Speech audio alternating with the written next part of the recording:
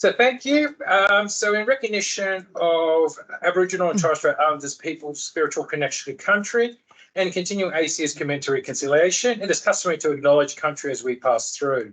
Today, we acknowledge and pay our respects to the First Peoples, the traditional custodians of the lands and waterways. We thank them for the continuing custodianship.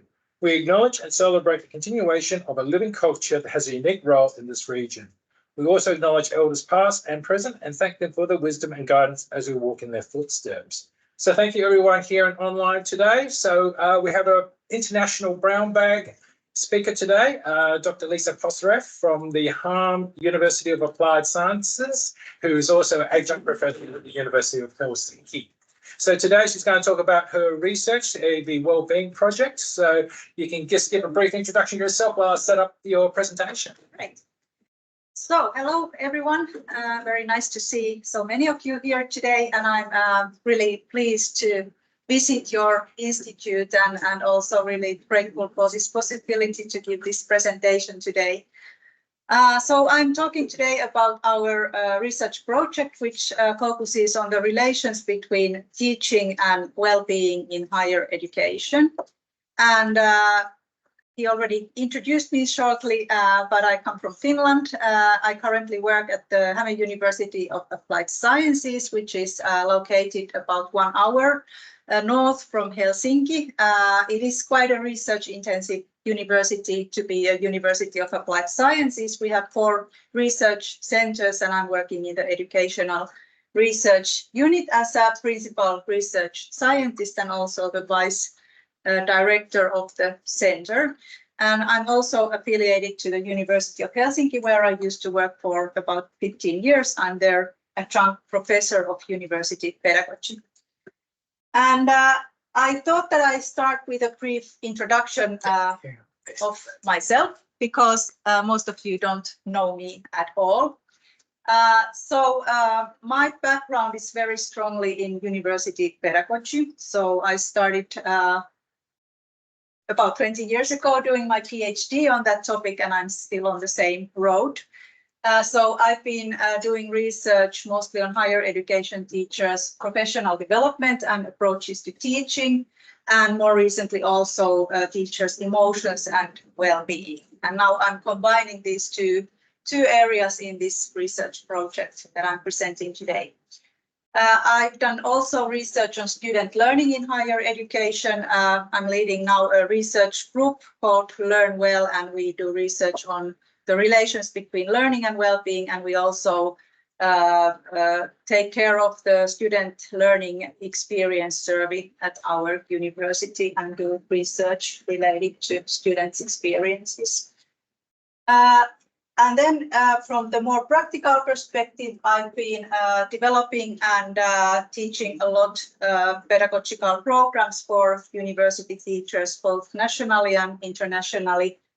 And nowadays, for example, I'm leading pedagogical development in a European University Alliance where we are belonging at the moment. So we are organizing pedagogical programs and courses also at the European level. What I enjoy is Finnish nature. Here you can see some pictures. This picture was taken this year, and it was the first day when we saw the sun after the really dark winter. So I was really fascinated about seeing a little bit of the sun. And then these are from the northern Finland. It's then quite the opposite to the winter, then the sun never goes down. So these pictures are taken in the midnight. I also like hiking in the Finnish nature and traveling abroad as well, like here is something really nice, and meeting people. But now I will move on to the project. So I'm here to collaborate on this project that I'm leading at the moment. So I'm now presenting what we are doing in this project. So the name of the project is After Teaching, I Just Sat on the Floor and Gasped, Enhancing Higher Education Teachers' Teaching Processes and Well-being. And the quotation is taken from our previous research project, where a teacher described how exhausted she was after lecturing. We really saw in our previous research, when we were doing research on teaching, that teachers talk a lot about their emotions and about their well-being, but there was not that much research on that topic. So now we are focusing on the relations between teachers' teaching processes and well-being in this project. This project is funded by the Research Council of Finland, and we started in September 22, and it is a 4-year project.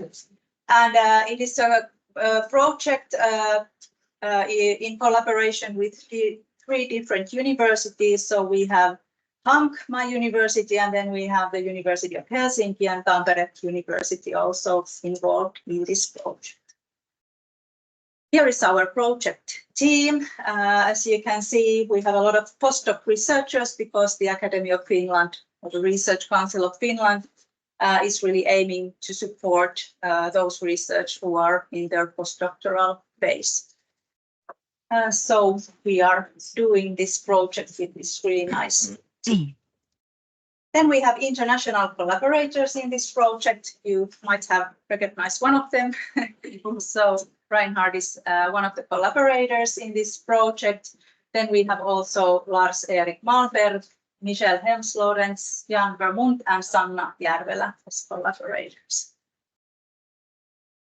The aims of this project, so as I already mentioned, the kind of overall big aim is to investigate the relationships between higher education teachers' teaching and well-being, both at the trade and state levels. And we are collecting physiological data in this project, so we are especially interested in analyzing the relations between physiological arousal, well-being, and teaching processes. And we also have an intervention in this project, which aims to enhance teachers' learning-focused teaching and well-being. And we then also investigate the short and long-term effects of this intervention. The participants of this study are higher education faculty. They are like lecturers, professors, basically anyone who are doing teaching in higher education could participate in this study. But I call them teachers, so that's kind of, I'm very used to using that concept, so I'm going to use the term teachers when talking about this group. And they are both from like research-intensive universities in Finland and from universities of applied sciences and all around Finland. So we have teachers from 3 universities and 4 universities of applied sciences. And in autumn 23, when we started, 59 teachers enrolled in this project. So we kind of invited teachers from different universities to join this project and the intervention, and finally 59 teachers enrolled in this project. Now in spring, 45 of these 59 have participated in the post-intervention measurement.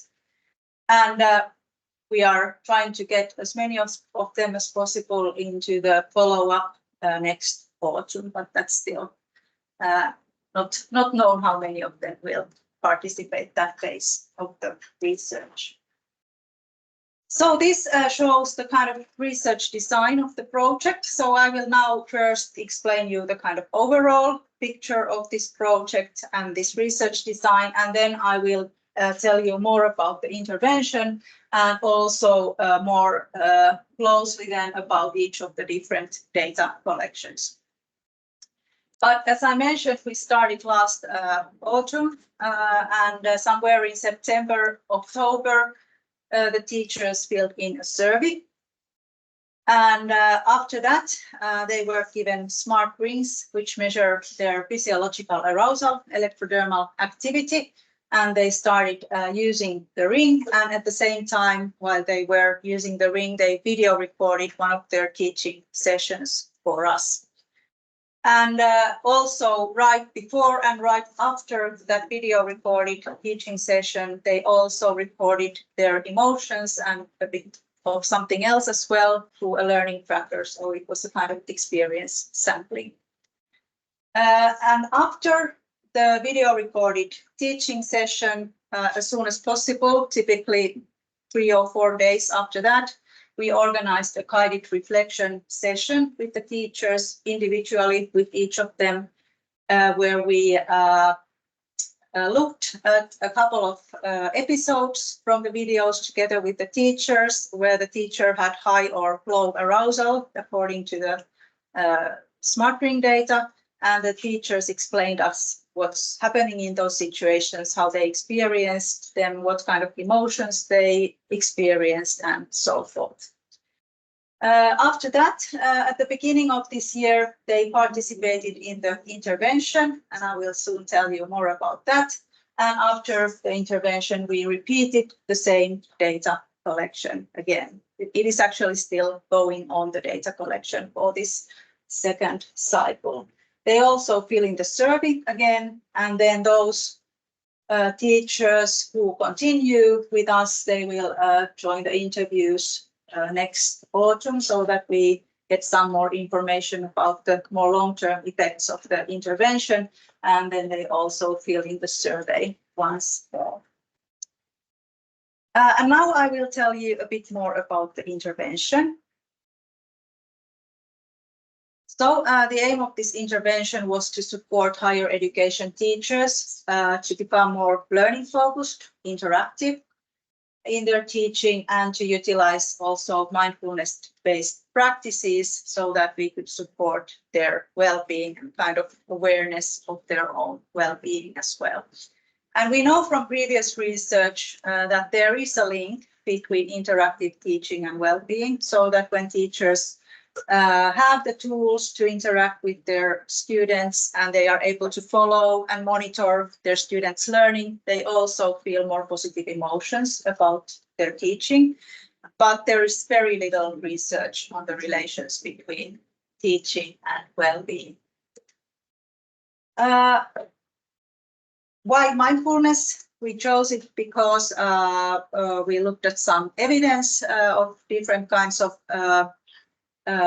options, and we found that mindfulness has some promising results among teachers. It could help them to understand their own emotions better, communicate more effectively with their students, and create a positive learning environment.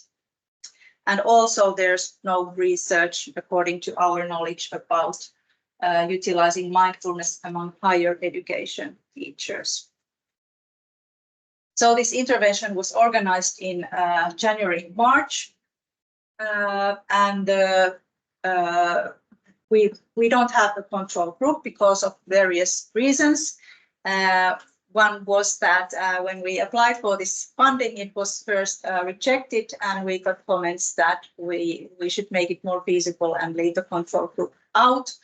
So that's why we don't have it at the moment, but we are collecting a lot of different type of data before and after the intervention, so that we are able to compare the results before and after the intervention. And we also have this like qualitative data that we ask the teachers about their kind of experiences of the effects of the intervention. But we've been now discussing this question, and one option could be that we collect the questionnaire data from a control group next year. But we are now thinking about this possibility. So this intervention consisted of group meetings, which focused on enhancing the learning-focused approach to teaching, and teachers' reflection, and also teachers' well-being. Then they did mindfulness practices. We had a mindfulness expert involved in this intervention, and they did the mindfulness practices for 8 weeks. They were instructed to do them on a daily basis, but not all of them did. But we have the information from the teachers that how much they did these practices. And then also we considered that these guided reflections that we organized after they video recorded the sessions and we discussed with the teachers about those events were part of this intervention as well. So through this research design, we are able to get data for different purposes or kind of different levels. So we can explore teaching and well-being on a kind of general level, how teachers typically teach and how they typically experience their teaching. But then we also have this very situation-specific data from the very, very specific teaching sessions. And then we can analyze the effects of the intervention as well. So now I will tell you a bit more about the data that we have collected in more detail. So here you can see what kind of survey we are using. So we have taken scales from different instruments. There's part of them related to approaches to teaching and teachers' reflection.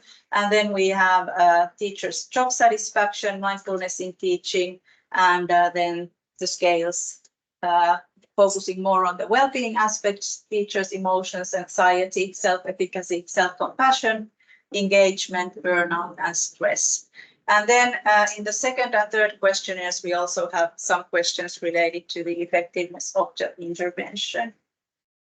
Then we also have some interview data, which we collect in relation to the guided reflection sessions when we ask the teachers to think more generally their teaching and emotions related to their work.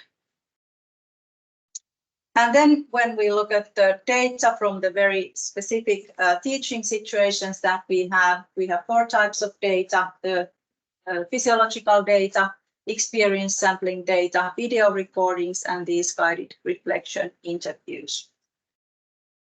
And about the psychophysiological data that we are collecting, we are using mood metric smart ring. It's developed by a Finnish company called Nuanic. And actually they have now launched a new ring, and the ring is nowadays also called the Nuanic ring. But we are using the older version of the ring, which is called mood metric. And we measure electrodermal activity, which is measured from sweating, which increases as a result of physiological and emotional states, like when we are experiencing high arousal or stress.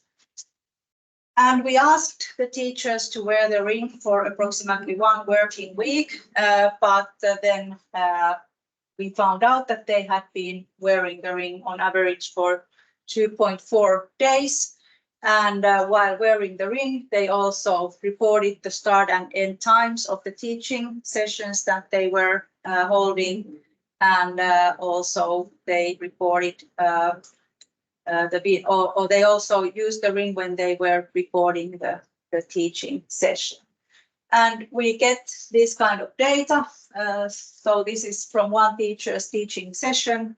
This EDA data, we can see that there is a lot of variation in the electrodermal activity of this teacher. And we also have this minute by minute values available from the data. Then we have the experience sampling. We are using a mobile phone app called Learning Tracker. So before the video recorded teaching session, they were asked a few questions about the situation. For example, I expect that the teaching situation will be pedagogically challenging versus easy. So there was a 5-point scale. Then there were some questions related to the appraisal. For example, I expect that I will cope with the teaching situation poorly, well. And then questions related to emotions. When I think about the success of a future teaching situation, I feel hopeful, joyful, relieved, anxious, desperate, indifferent. And after the teaching situations, they were again asked about their emotions. and also about the outcome. For example, I coped with the teaching situation poorly or well. So then about the video recordings. So the teachers themselves video recorded the teaching sessions for us, and they could be any type of teaching. So we had some very small group instruction and also very kind of teaching for large groups, lecturing type teaching.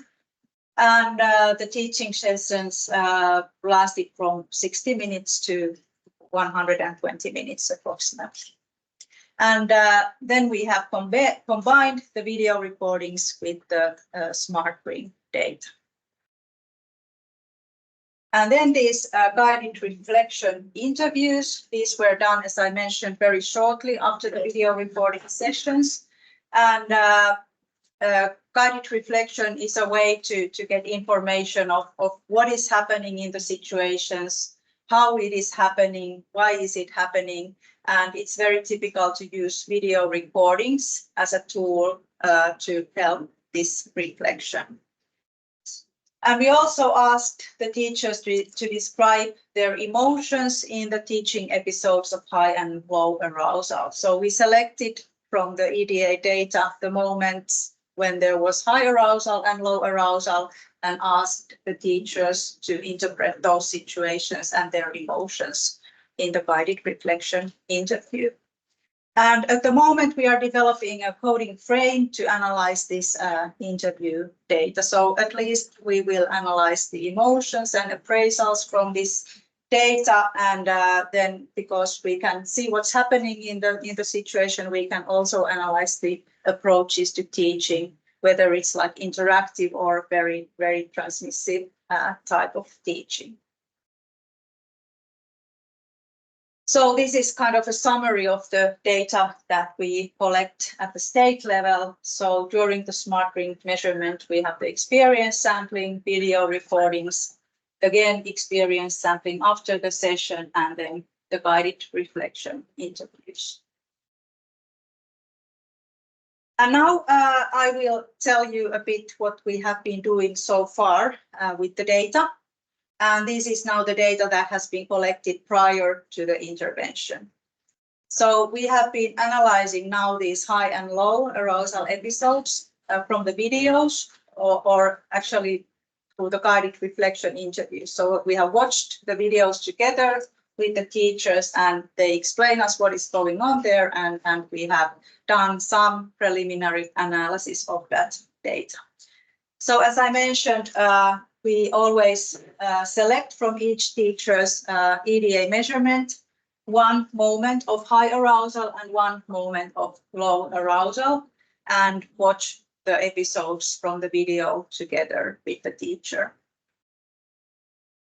And we've been trying to get into the kind of understanding what causes high arousal for teachers, what is related to high arousal, and also then what is causing low arousal and what is related in those situations.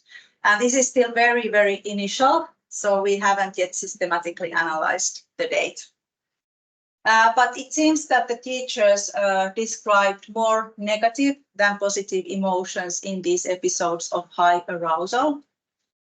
Sometimes it was also a combination of positive and negative emotions, like the teacher was at the same time very enthusiastic, but also very, very anxious.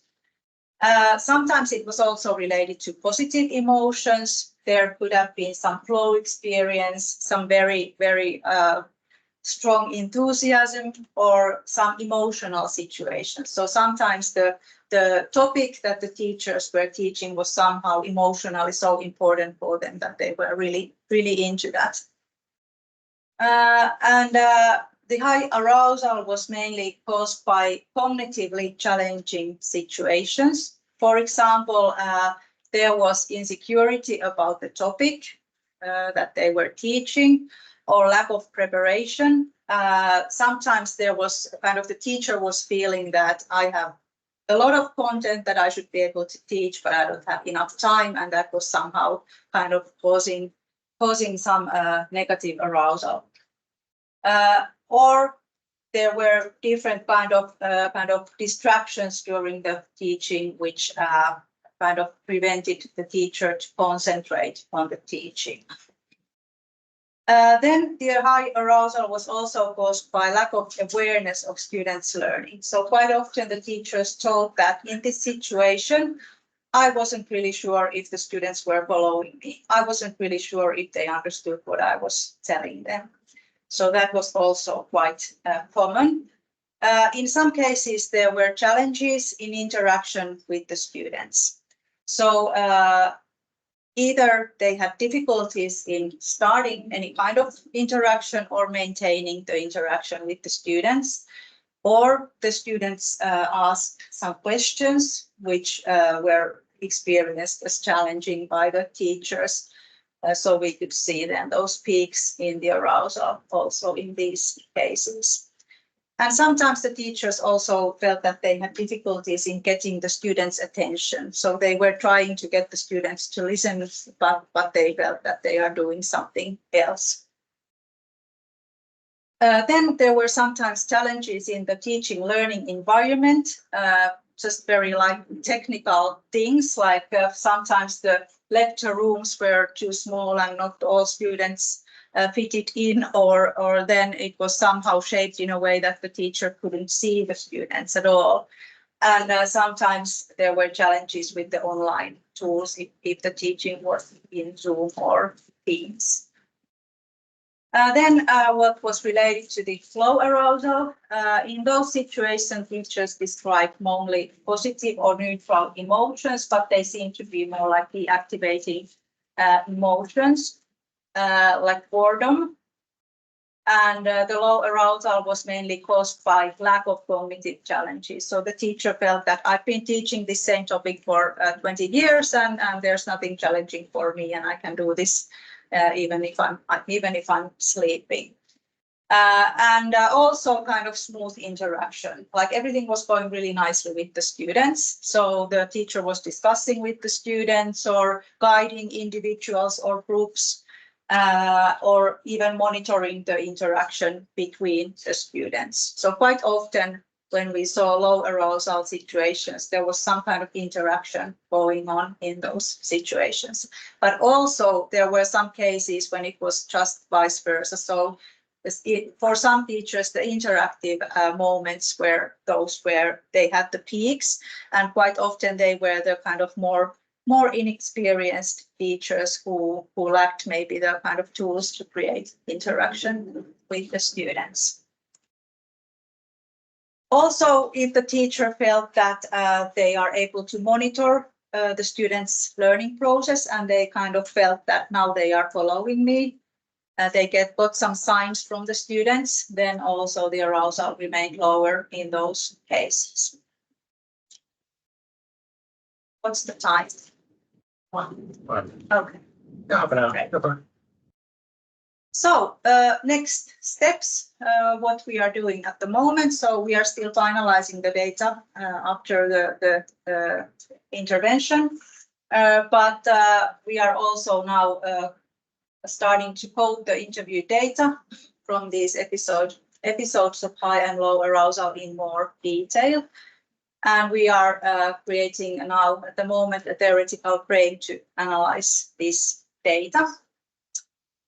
And we have a couple of manuscripts in preparation already from the data that was collected prior to the intervention. So we are looking at the associations between approaches to teaching from the survey data and also the physiological arousal as measured from the smart ring. And there are some interesting relations, for example, unreflective teaching, which means that the teacher has difficulties in understanding the student learning process that is related to higher arousal during the teaching situations. Then we are also looking at how the grade level emotions, so as measured through the questionnaire, are related to state-level self-related emotional balance and arousal as measured through the learning tracker, the experience sampling. So we are trying to see if there is a relationship between how teachers generally feel about their teaching and those emotions that they experience when they actually go teaching. And it seems that if the teacher generally enjoys his or her teaching, it can also be seen on the situation specific level. There's some other results as well, but that was something interesting from the data. We are also having a new member in our group, so we are having a new PhD student in this research team to analyze the data related to the mindfulness aspects, and she will also collect some additional data. The workplace PERMA profiler model of positive psychology concerning teachers' happiness and well-being, and she will also look at the effects of the intervention when it comes to the mindfulness practices. So this was what we have been doing so far and what kind of data we have, and any kinds of questions or comments are welcome. And now that we are still in a very early stage, we have the data, but we have a lot of possibilities on where to focus on and what to analyze from the data. It would be really nice to hear your perspectives on what is interesting in this project and in this data, and what you would analyze from this data. So thank you very much.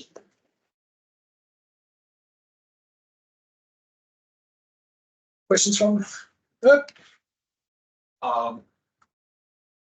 Ms. Trent, I was fascinated, first of all, how you were able, you've got a time frame of the video and a time frame of the emotions and how you link those. And so, and then you showed us a high arousal and a low arousal.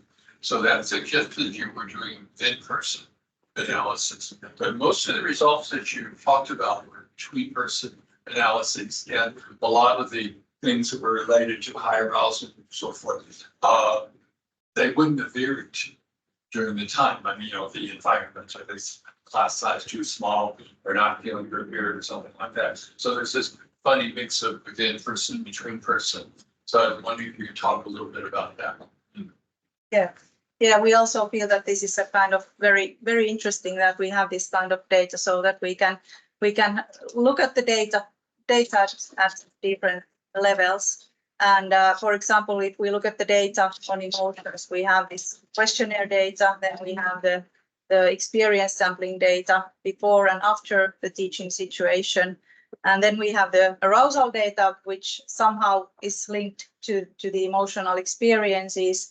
And then we have the guided reflection data when they tell us more about their own kind of perceptions of the situation and emotions. But yes, we are currently thinking of what kind of analysis we should do, and what is kind of something that hasn't been done before, and we could find some new perspectives from this data. With the arousal data, are you going to say that X minutes in, there was a high point of arousal, and at that point, we can say that this happened? The video was, are you going to be able to link it at that level, or is it more sort of an overarching the arousal level was high or low overall?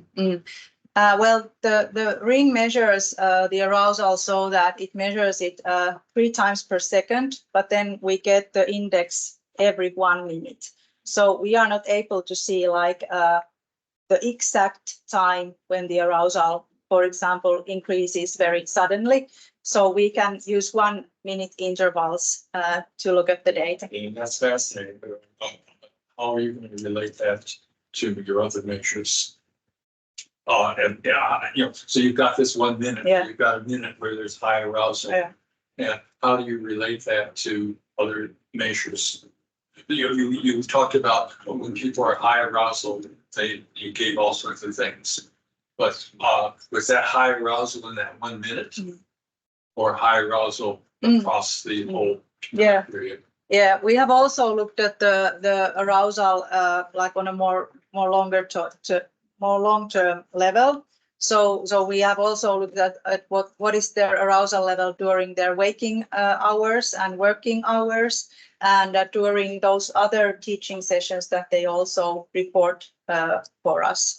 And then when we do this analysis, for example, now that how the approaches to teaching are related to arousal, we look at the mean of the arousal of the teaching session that they have reported to us. And then we also look at the prior, right before the teaching session. And then we have divided the teaching session into 3 parts, so that we look at the kind of start of the teaching session, middle of the teaching session, end of the teaching session, and then also after the teaching session. But I think that from my perspective, what is kind of really interesting is that we have these sessions, these interview sessions with the teachers, which have been held really shortly after the video recorded session, because there we can get really kind of interesting information from the teachers themselves, that how they perceive the situations, and also what kind of emotions have been related to those events. So I think that's, at least from my perspective, the kind of interesting part of this data. Well, thank you for the presentation. It was really interesting. I'm interested in the guided reflection, the process of the guided reflection. Am I understanding correctly that when you say this moment of high arousal was associated with something good and this moment of high arousal was associated with something bad, are you, or not you, but were the people doing the guided reflection saying, you had this peak of arousal here, what was it? Mm. Or how are you not kind of guiding them? I guess maybe I'm not always aware of when I'm high and low arousal, and there is the potential you might be have guided participants towards arriving at something. Yeah, we did it so that at first we asked the teachers themselves kind of that how was it framed? What was a kind of somehow empowering event for you, and what was a challenging situation for you in this video recorded session?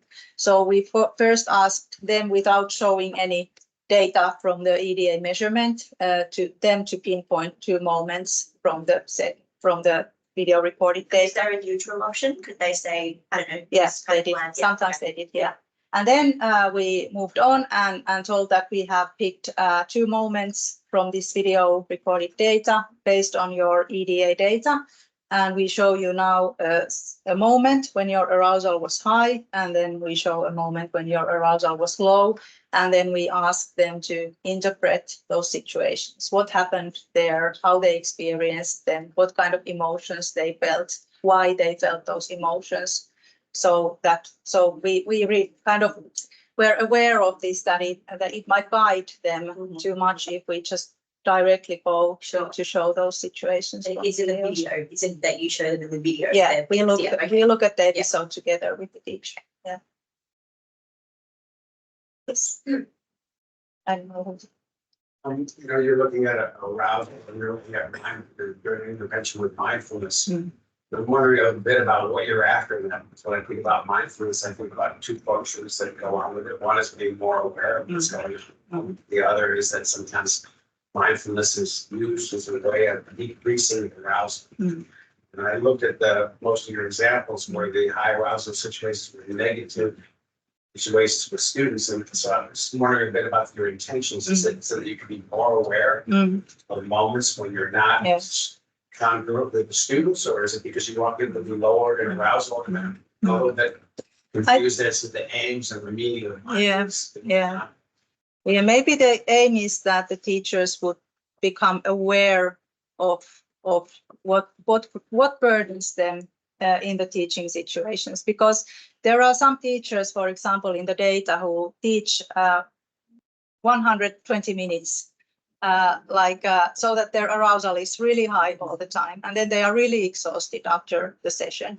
So we try to kind of increase the teachers' awareness that they can do different things even during the teaching, which helps them to cope sort of with the situation and lower the arousal at some points, even though the arousal, though they would be really enthusiastic during the teaching, it's really exhausting for the teachers if they don't take any moments for themselves, or if they don't kind of put the students to interact between each other and monitor how the students are working and so forth. And also to make them to see the relations between these different approaches to teaching and well-being, because we see that or know also from previous research that the interactive teaching style is related with more positive emotions and enjoyment of teaching, and lecturing, very teacher-focused way of teaching is related more with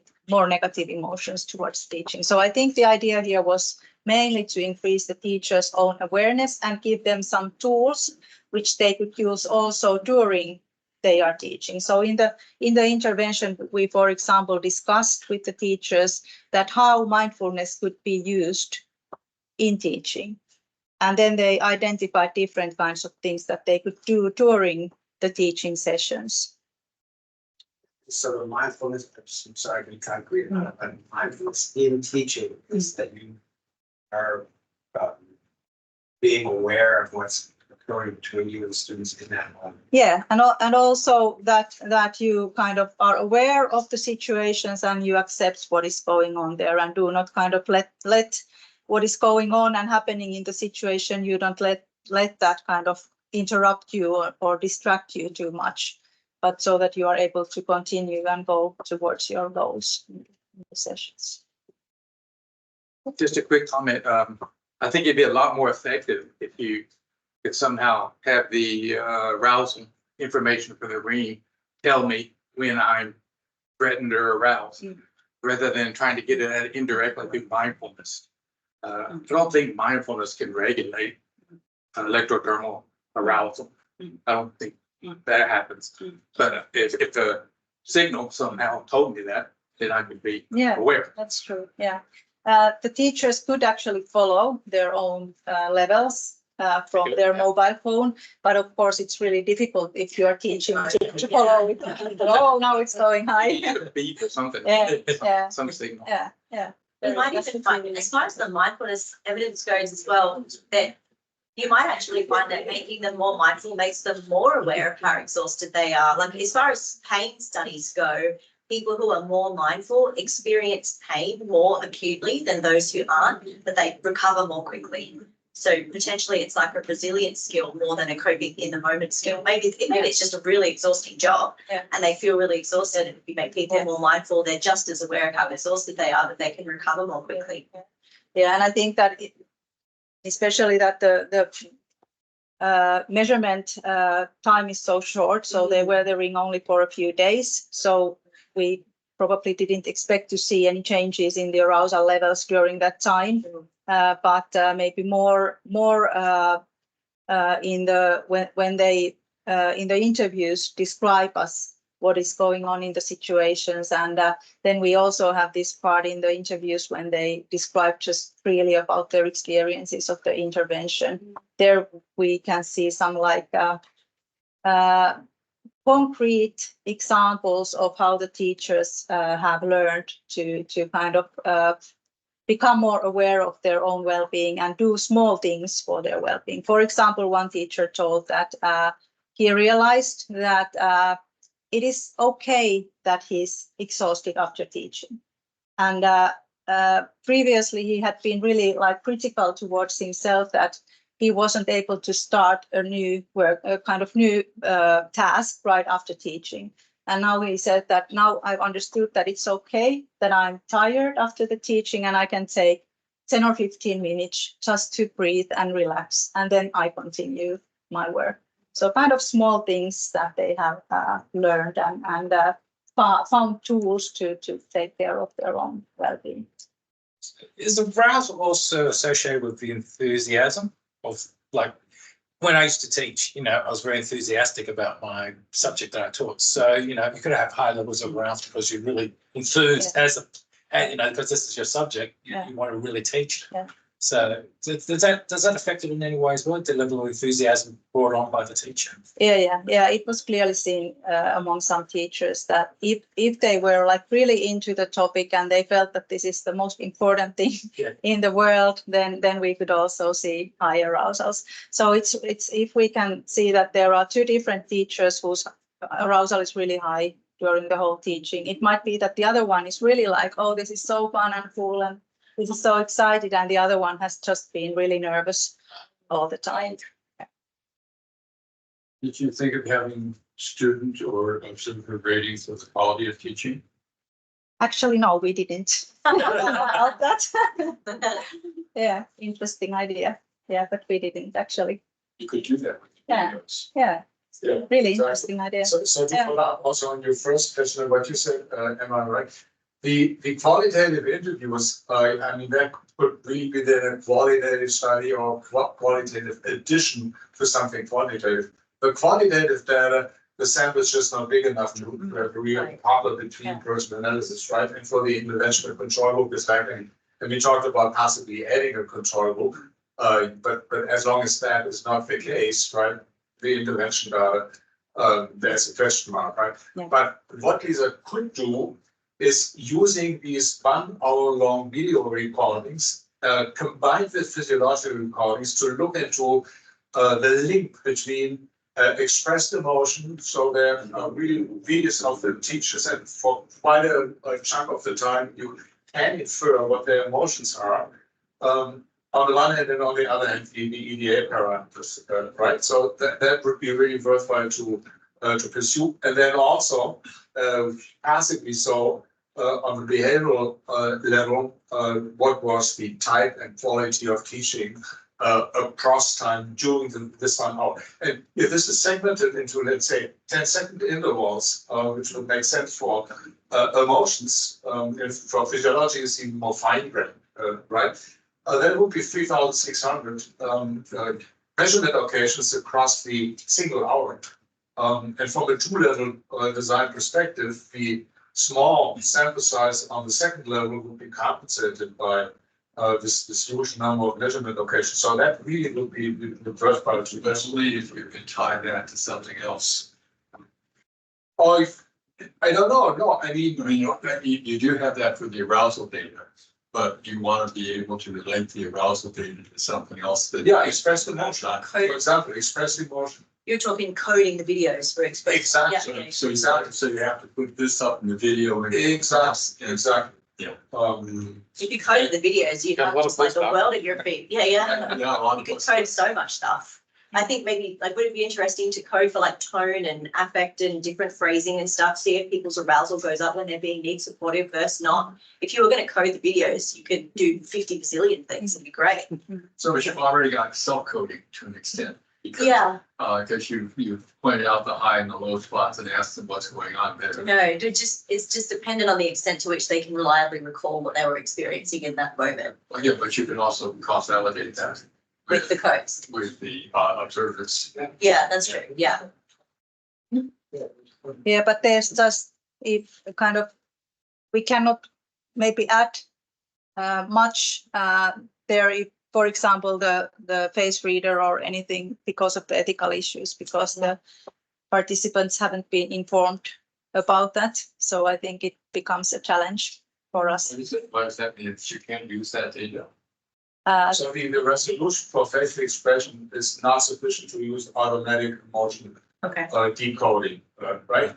But there also is the voice. Yeah. And there also is the postural expression, and it is possible, and I would say legitimate.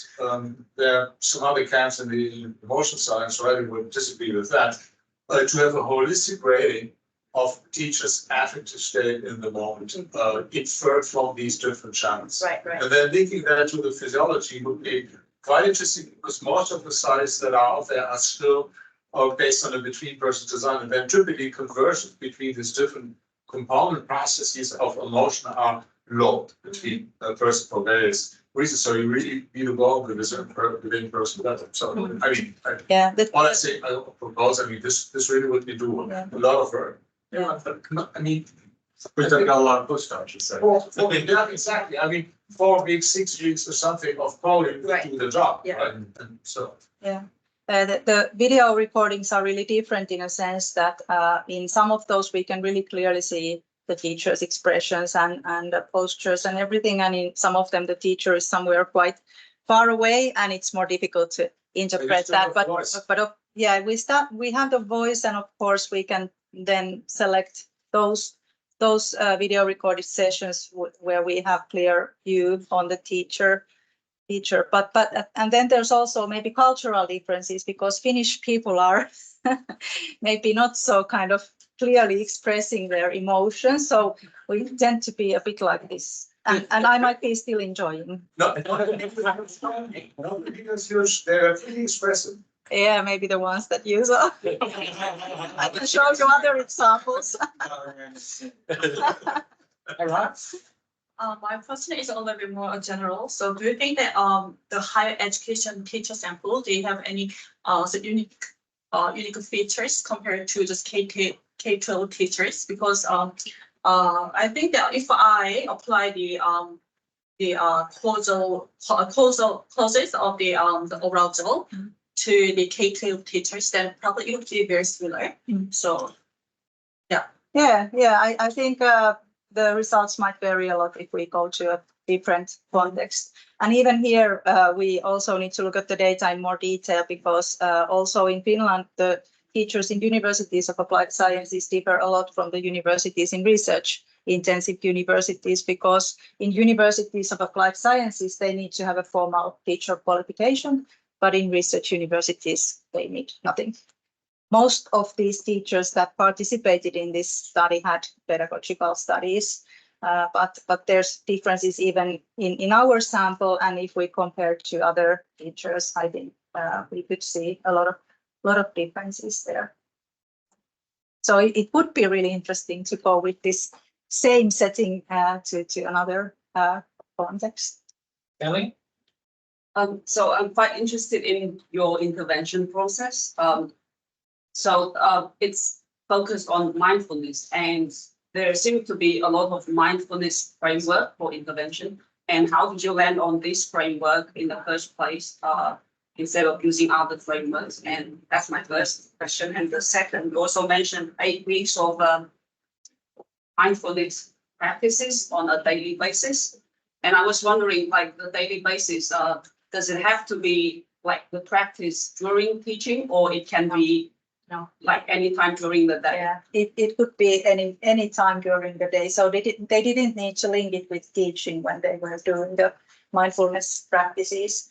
And as I mentioned, we had this mindfulness expert working with us when we were planning and carrying out this intervention. And we used this criteria of minimum of 8 weeks. These mindfulness practices, which has been shown by previous research that that's the kind of minimum requirement.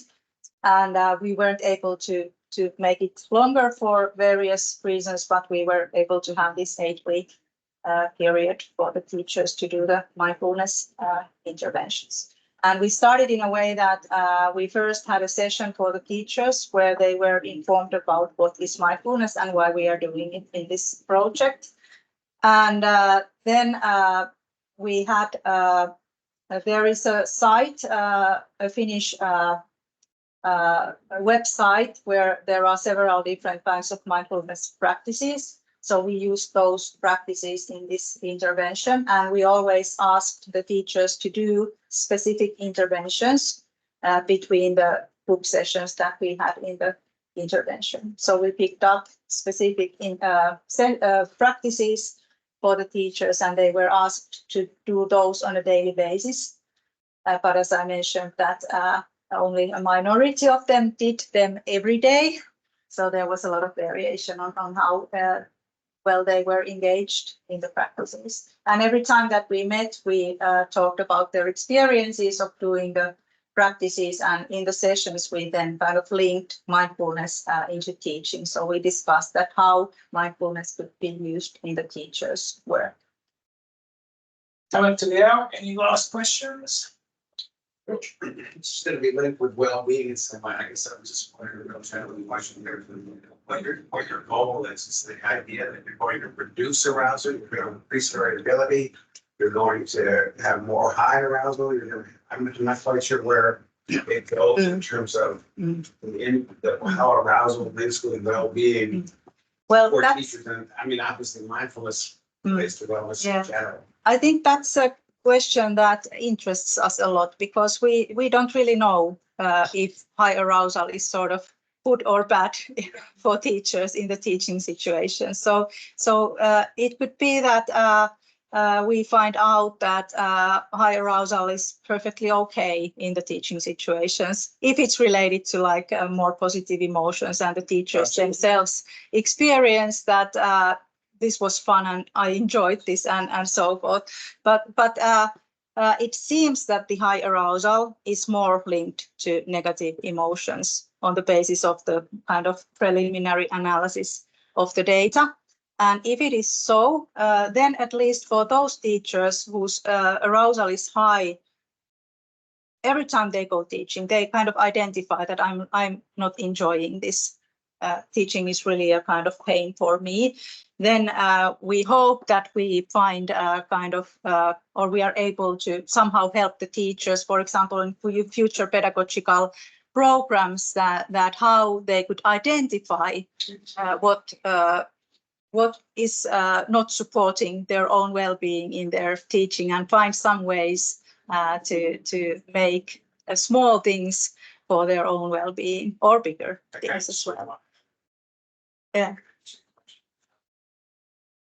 Yeah, exactly. And that's the kind of thing that we don't actually know now, that how arousal is related to the different dimensions that we are measuring in this project. Last one, thank you. But surely arousal is a multiplier. So if you've got positive, if the emotions are positive, then arousal probably is beneficial. And if you've got negative emotions, the arousal is negative. So I wouldn't think that you would be wanting to change arousal per se. I would probably want to enhance the arousal with positive emotions and dampen the arousal with the negative emotions. So there would be some kind of multiplier or interactive effect. Yeah, I think so. Yeah. And for me, I think that what I would like to get out from this research from the kind of practical perspective is that I think that in the pedagogical programs for university teachers or any teachers, there should be much more focus on the well-being. So how teachers can support not only their students' well-being, but how they can also influence their own well-being as teachers. Thank you. All right, so please give another round of applause to Liisa. Thank you so much. Yeah, one more thing. I wanted to bring you something. And I was really afraid of bringing any chocolate because I've been watching too much of the border security TV. And actually they were filming that when I arrived in. So I bought you a book. It is about the Moomins. They are very famous in Finland. They are authored by Tove Jansson, a very famous Finnish author. The Moomins live in a Moomin Valley and they are really happy in the Moomin Valley. I think because they are really kind and really helpful towards each other. I think that's the key to their happiness. So this book is in English. So I thought that maybe you can circle this from one family to another. Those of you who have kids or grandchildren, this might be nice. And even this is very nice for adults as well. So I leave it here so that the first one. Thank you very much.